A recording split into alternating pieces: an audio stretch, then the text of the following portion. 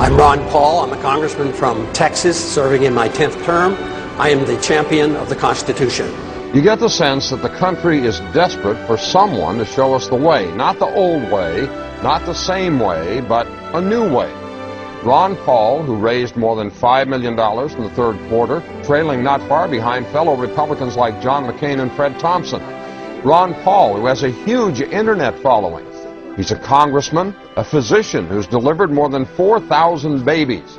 Ron Paul has been married to the same woman for 50 years, which means he doesn't come to the race with a lot of the assorted baggage that some of the other candidates for the White House do. So here's the question. Should more people be listening to what Ron Paul has to say? Ron Paul! Ron Paul! Ron Paul! We have allowed our nation to be overtaxed and overregulated and overrun by bureaucrats. The founders would be ashamed of us for what we're putting up with.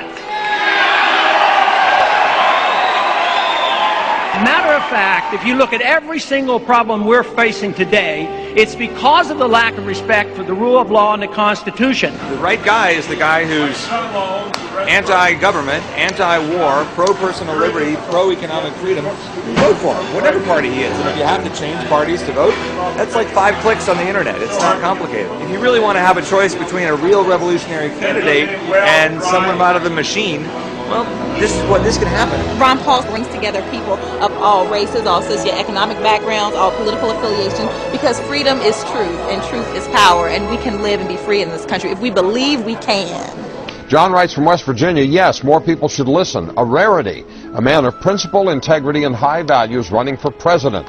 Exactly what America needs in this day and age. If you were president, would you work to phase out the IRS?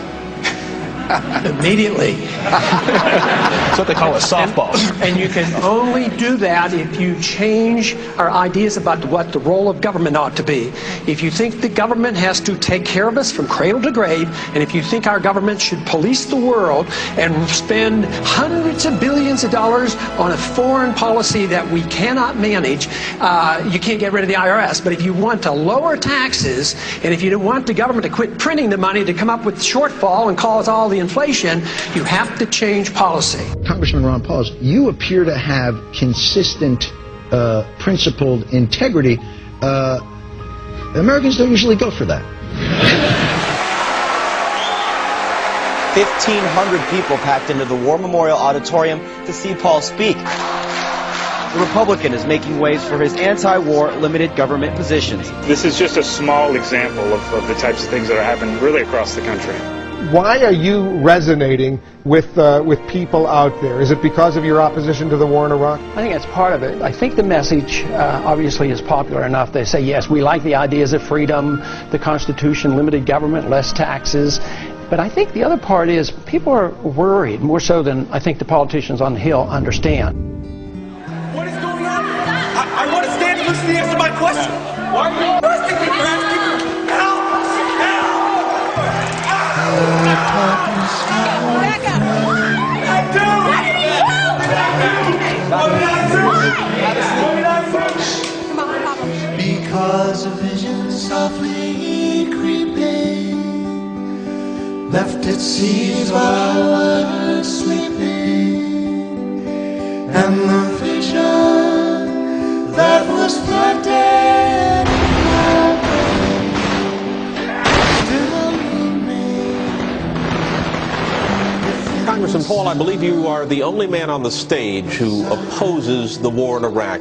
Are you out of step with your party? Is your party out of step with the rest of the world? If either of those is the case, why are you seeking its nomination? Well, I think the party has lost its way because the conservative wing of the Republican Party always advocated a non-interventionist foreign policy. No nation building, no policing of the world.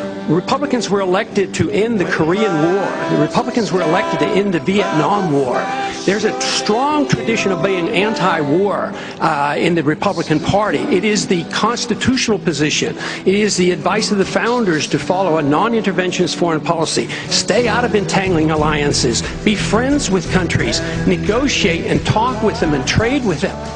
Our foreign policy has what the CIA calls blowback. It has unintended consequences.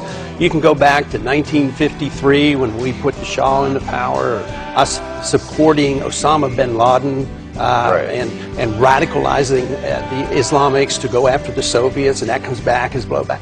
Peace is a powerful message, especially after the war has been going on and the people wake up and realize how many people die and how much it costs. Logic tells us that we can make a better world in a much easier way than causing wars. You just never heard this logic from someone who's actually going to run the country. Fools that I know, silence like a cancer grows. Hear my words that I might teach you. Take my arms that I might reach out to you. But my words like the freedom message brings us together. It doesn't divide us. I believe that when we overdo our military aggressiveness, what it does, it actually weakens our national defense. I mean, we stood up to the Soviets. They had 40,000 nuclear weapons. Now we're fretting day in and day night about third world countries that have no army, navy, or air force, and we're getting ready to go to war. Ron Paul says to a lot of people eager to hear this message, you can be anti-war and be a conservative. In fact, he says, if you're a real small government conservative, you have to be anti-war. His message is resonating, including, interestingly enough, from soldiers. According to one study, Congressman Paul received more campaign cash from members of the military than did any other Republican presidential candidate. And finally, Steve writes from Pennsylvania, remember the line from the classic Simon and Garfunkel song, The Sound of Silence, the line that says the words of the prophets are written on the subway walls and tenement halls. When I hear Ron Paul, sometimes I wonder whether I'm not listening to a latter-day prophet with the way he speaks truth about what our nation has come to. the sign said the words of the prophets are written on the subway walls.